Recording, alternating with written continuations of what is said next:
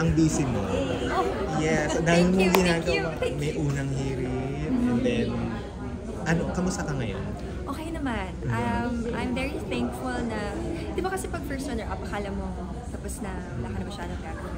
But I'm still part of yung ginagawa ng Miss Universe organization, Miss Universe Philippines organization. And GMA, they welcome me with open arms, sobrang warm. I'm doing unang hirit as their guest host, co-host nila. Pero I'm not sure if may extend yun or another, we're not sure. But given a chance, gusto mo ituloy ba yung hosting gig? Yes, because I've done hosting before in Tahanang Pinakamasaya. I've done Glow Up also, the lifestyle show in GMA. So if given an opportunity to do that, why not?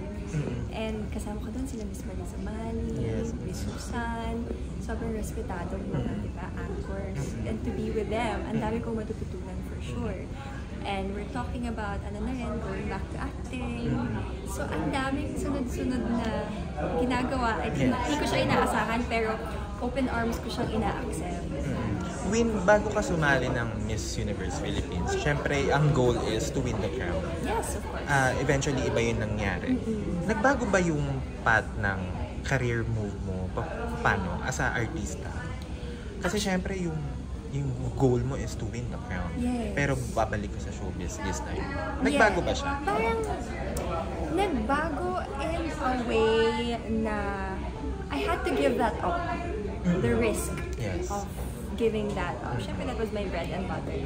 Pero for a dream of mine. And sabi ko nga, hindi naman basta-basta ibibigay sa akin ng Miss Universe Philippines. Di ba? Hindi accepted ng mommies before, yung age ko, tapos biglang nag-open. I had to grab that opportunity. I felt that it was right. I felt it was the right time for me to do it. So, ginawa ko. May takot, konti, pero ayoko kasi na may what if sa life ko. Pero I think, siguro, like GMA, they saw what I was doing before. Siguro nandun yung discipline ko sa work ko, yung work ethic na natutunan ko sa kanila. And even if I didn't win the crown, they accepted me wholeheartedly. Maybe because of the attitude that natutunan ko from them also. Na kaya ko pa rin siyang ituloy. Kaya ko pa rin i-hone yung craft ko. So, yun lang siguro. Yung first part ang nagbago. Ngayon naman, feeling ko tuloy-tuloy. And I'm really thankful. Ayokong sayangin ang chance na binigay nila sa akin. During coronation, andun ang parents. Yes. Kamusta? Anong sabi nila sa'yo? Si mama nagtatago na sa gilid. Oo, nagtatago sila. Yung dad and mom ko, they're really not expecting anything. They're just happy that I'm doing this again. With a purpose, with the right intention. Yes. Daddy ko nga, sabi ko sa ibang interview, top 10, okay na siya. Diba? My mom also, as long as hindi yung fame or popularity yung habol ko. Because sometimes when you're younger, di ba, hindi may iwasan na. That's part of the goal as well. Pero ngayon kasi, yung intention ko is pure. Yung intention ko, ito talagang gusto kong gawin. Kinakabahan sila, syempre. Pero, first runner-up is first runner-up. My dad saw my sash. He was so happy to see it. He was so happy. And for me, win na ako doon. Si husband, anong sabi? Siya yung nag-push sa akin. Nung nalaman niya na okay na sa mom, sumali ka na siya. Because my partner, I know him ever since we were 6 years old. And he saw me join pageants in my school, in our school.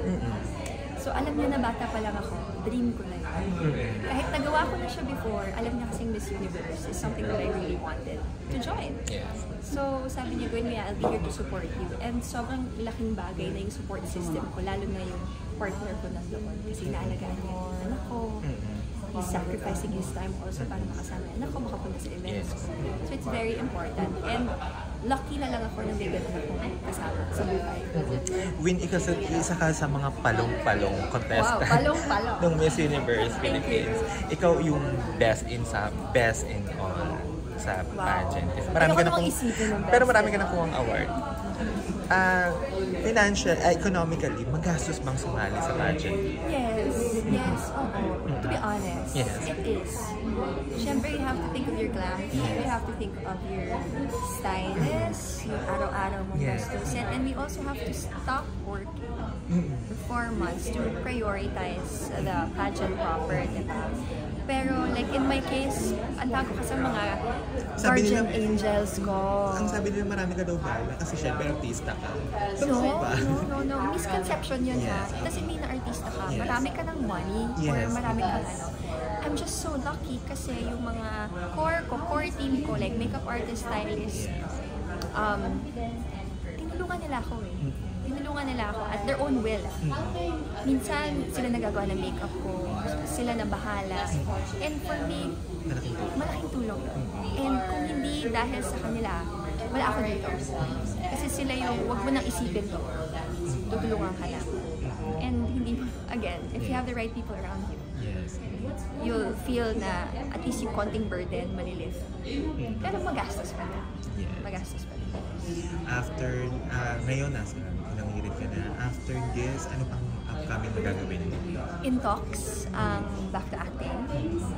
For sure, may mga guestings sa mga anthology ng GMA. May mga naiwan ka ba bago sumali ng Miss Universe? Yung Mommy Dearest. Because I was part of Mommy Dearest, pero kasi nagsabay siya. So I had to leave the show.